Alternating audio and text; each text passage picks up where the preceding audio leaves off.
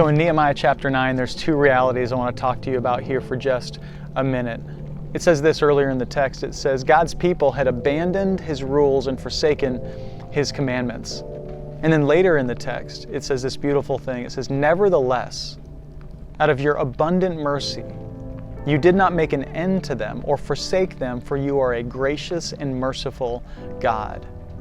So this text brings up two realities I want us to consider here for just a moment. The first is this: sin is alive and active in our lives. I think that we can acknowledge that and say that we give empirical evidence every single day that there's still sin in our lives. And although Paul says we are a new creation, the old is gone, the new has come, and because of what Jesus did on the cross, we are declared righteous and right and holy in the eyes of God, when we also know that we're in a lifelong process of sanctification or being made holy before God. So this is an ongoing, lifelong process where we realize and recognize, especially as people of ACF Church, that we are not perfect people. We are on a journey. The second reality is this: God is a never-ending, abundant well of mercy.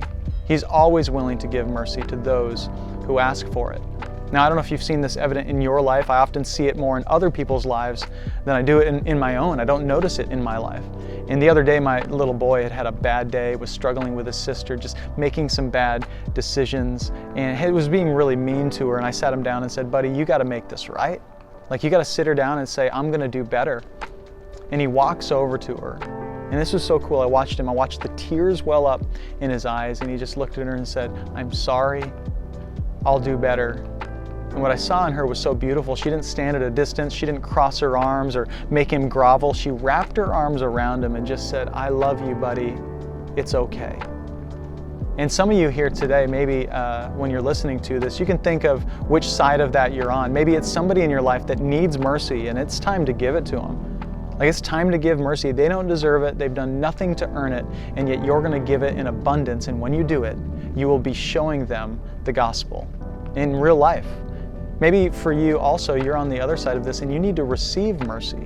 You simply need to walk in humility and remorse for the things that you did or the things that you said.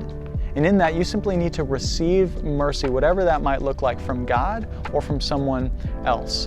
And so wherever you're at on this spectrum today, or wherever you find yourself, know this: those two realities are active and living in your life. You are still sinful in so many different ways, but at the same time, for all of us, God's grace and mercy is greater than our sin. We have to believe that. We have to know that as we walk through life and walk in that peace today. Love you guys.